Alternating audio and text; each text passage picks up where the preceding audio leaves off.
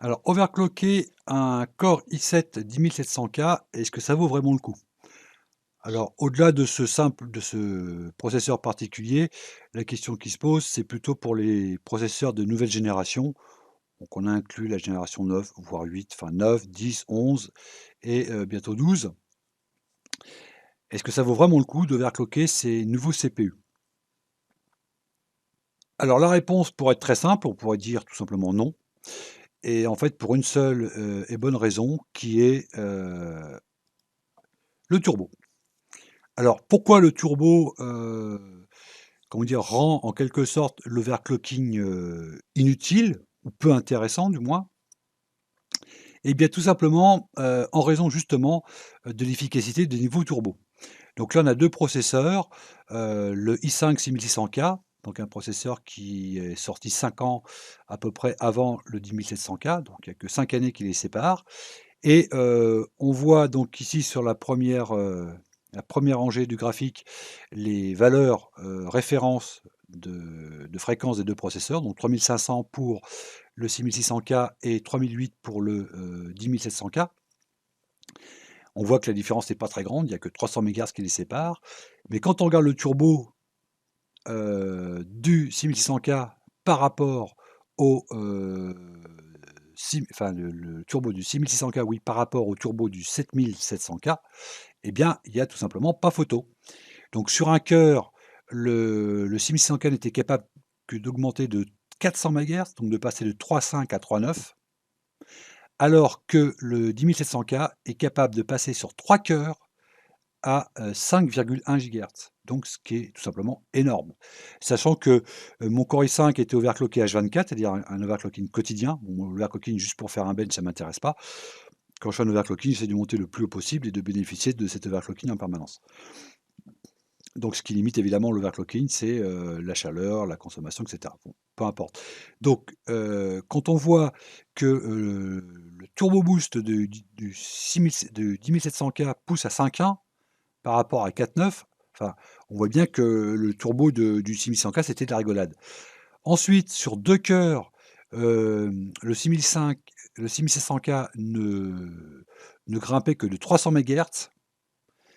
Après, ensuite, il ne grimpait que de 200 MHz sur les 3 cœurs et simplement, 100 MHz sur les 4 cœurs. Là, le i7 10700K, il va grimper donc à 4,9 sur les 6 cœurs. Donc il est déjà bien au-delà, alors très au-delà de l'overboost et même comme mon 6600K était overclocké, eh bien le 6100K, le 10700K, le i7, naturellement propose un turbo plus fort que l'overclocking de mon 6600K il y a 5 ans.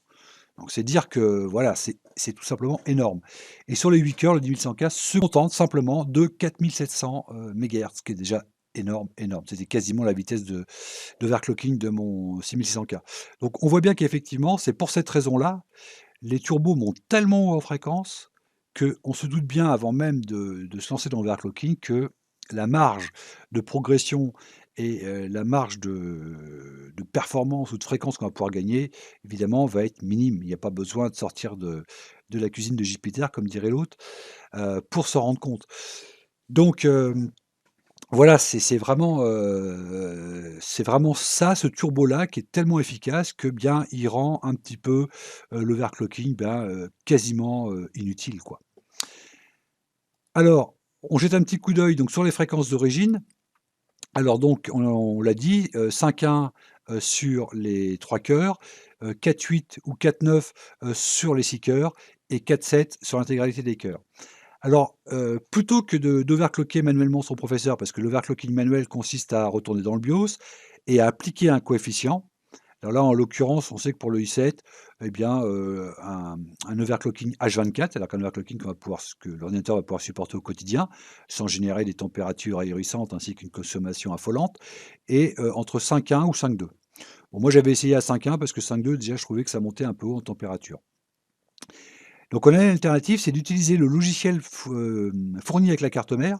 Donc ici, en l'occurrence, c'est A-Suite parce qu'il s'agit d'une carte mère, Asus, mais il y a l'équivalent chez MSI, Gigabyte. Et en fait, iSuite ne va pas alors moi je vais plutôt parler d'optimisation parce qu'en fait iSuite ne va pas véritablement overclocker le CPU. C'est-à-dire qu'il va pas fixer un coefficient définitif et permanent, au CPU. Il va se contenter de retravailler le turbo, donc il va faire des tests, essentiellement au niveau température, il va voir si le CPU, bah, est capable d'encaisser cette montée en fréquence, il va faire différents tests et à partir de là, si c'est possible, eh bien, iSuite va optimiser le turbo, c'est-à-dire qu'il va le rendre encore agressif et là, on voit qu'effectivement, il a grappillé 100 MHz sur les 3 cœurs. Au lieu de pousser à 51, il va pousser à 5,2 GHz. Sur les 6 cœurs, il va quand même gagner 300 MHz parce qu'il passe de 4,8 à 5,1 GHz et enfin sur les 8 cœurs, eh ben, il va grappiller 200 MHz. Voilà. Alors ça, c'est pas systématique, ça va dépendre du CPU. Il y a des entre 2 Core i7 identiques, eh bien, enfin 2 Core i7 10700K, un pourra monter, pas l'autre, parce que, bah, voilà, c'est un peu du loto. Et puis après la deuxième condition, ça va être effectivement le refroidissement. Si iSuite voit que dès qu'il essaye de pousser un peu, on monte à des températures de 85-80°, bah, il va dire: «Bon, j'arrête les frais, quoi». Donc voilà. Donc moi, je préfère ce système par iSuite parce que, d'une part, bah, on voit bien qu'iSuite déjà avec, le turbo optimisé, il fait mieux que l'overclocking manuel. Moi, mon overclocking manuel, c'était 5.1 et avec, iSuite, sur 3 cœurs, déjà, il fait mieux que l'overclocking manuel. Après sur 6 cœurs, ex aequo. iSuite propose aussi bien sur 6 cœurs que l'overclocking manuel. Et là où je vais juste gagner 200 MHz, c'est sur les 2 cœurs restants, donc sur les 8 cœurs. iSuite se contente de 4,9 alors que le turbo, l'overclocking manuel à 5.1 fait gagner 200 MHz. Donc on se doute bien qu'effectivement, si on gagne que 200 MHz sur 2 cœurs, et ben les performances, vont pas être énormes, énormes, énormes.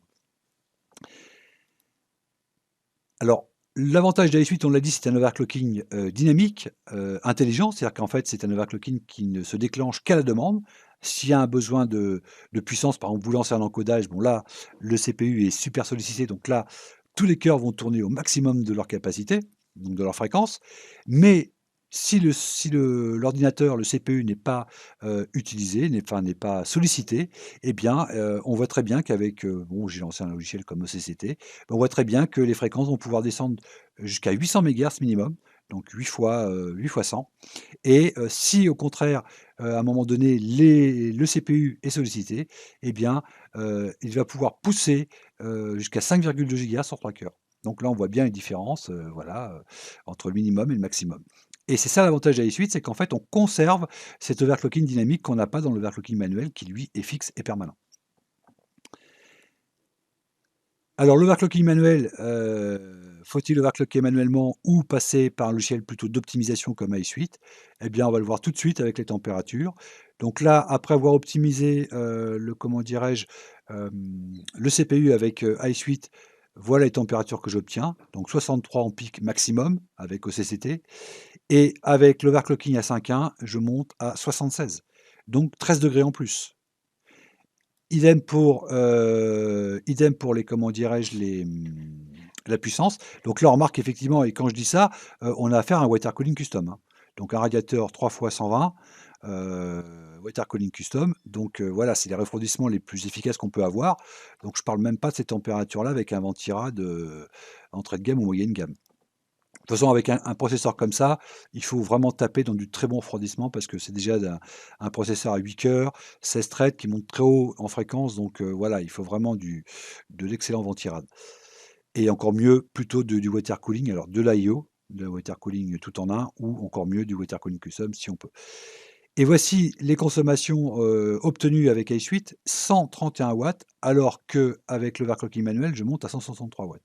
Donc on voit bien que l'overclocking manuel, bon, est stupide par définition parce qu'il va overclocker en permanence un CPU, alors qu'on n'a pas toujours besoin de cette puissance en continu, hein. Quand on fait de la bureautique, on navigue sur internet, on n'a pas besoin d'avoir 8 cœurs à 5,1 GHz, évidemment. Donc cet overclocking va être permanent, donc il va générer en permanence une très forte chaleur et en permanence une super consommation, voilà, ce qui est un peu dommage. Donc alors qu'avec iSuite, eh bien, on va pouvoir justement, comme c'est un overclocking dynamique, on va pouvoir minimiser, la montée en température ainsi que la montée en consommation. Alors au niveau des performances obtenues, là ce sont des benches réalisés avec CPU-Z, donc là c'est monocœur et ça c'est multithread. Bon, on va simplement, comment dire? Multicœur, on va s'intéresser aux résultats multicœur, donc sans overclocking aucun. Ça, ce sont les performances obtenues, avec le Core i7 d'origine, sans aucun, overclocking, que ça soit manuel ou par i8. Quand on overclock avec i8, donc on gagne, un petit peu, on gagne 3,5.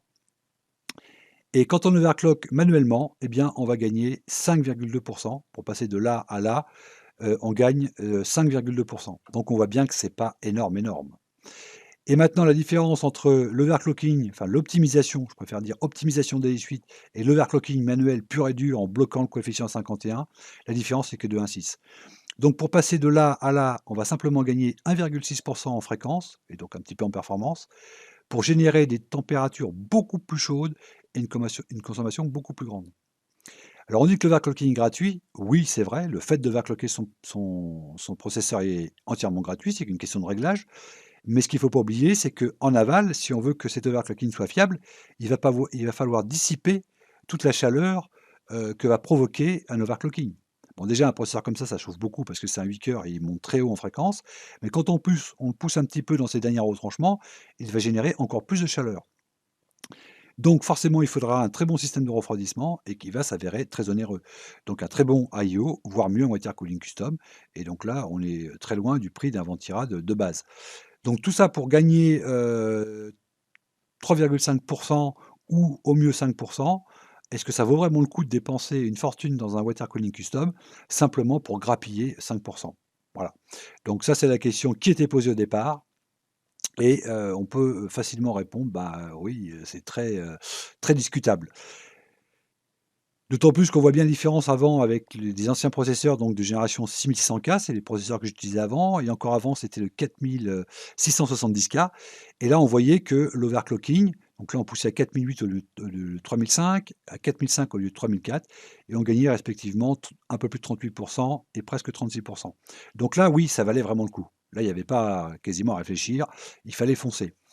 Et je veux dire, à la limite, même si on investissait dans un refroidissement un peu plus costaud, eh bien, on pourrait dire entre guillemets que c'était amorti parce que vu le gain, dont on pouvait bénéficier, c'était, indiscutable. Maintenant, dépenser une fortune en refroidissement water cooling custom pour gagner 5. Voilà, ceux qui diront que c'est discutable, voire inutile, eh bien, je ne serai pas, tout à fait, contre leur avis. Et donc la raison, c'est parce que le turbo fait déjà tellement bien que de toute façon, il est très difficile de faire mieux avec un overclocking manuel.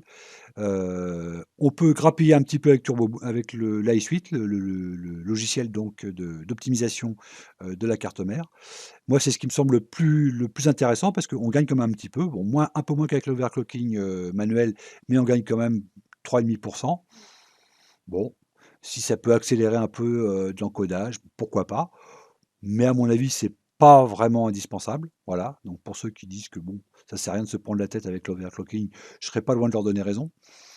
Avec les suites, on peut gagner un petit peu quand même, un petit peu de performance, grappiller quelques pourcents et puis, tout en comment dire? En limitant quand même la montée en température en consommation. Donc je trouve que c'est, «l'overclocking» entre guillemets, qui est le plus adapté parce que l'overclocking manuel, enfin, il devient complètement délirant, hein, bon, on se doutait bien que pousser un processeur en permanence à 5,1 ou à 5,2, voilà, on génère des températures, heu, assez impressionnantes.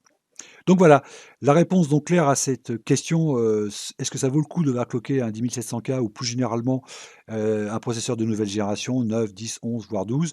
Eh bien, en étant vraiment honnête, même si je suis vraiment, passionné et j'ai toujours aimé, overclocker mes CPU, eh bien je suis bien obligé de reconnaître quand même que c'est très discutable et que c'est presque, voire inutile, hein. Donc ceux qui diront que, bon, que c'est une perte de temps, que ça sert à rien, eh bien je pense qu'ils ont pas tout à fait tort. Bon, maintenant, si on est passionné et puis qu'on veut quand même grappiller un petit peu, bah, on peut toujours s'amuser à le faire. Mais voilà, ça reste presque inutile, bah, parce que le turbo monte tellement haut que voilà, l'overclocking manuel ne fera pas beaucoup, beaucoup mieux.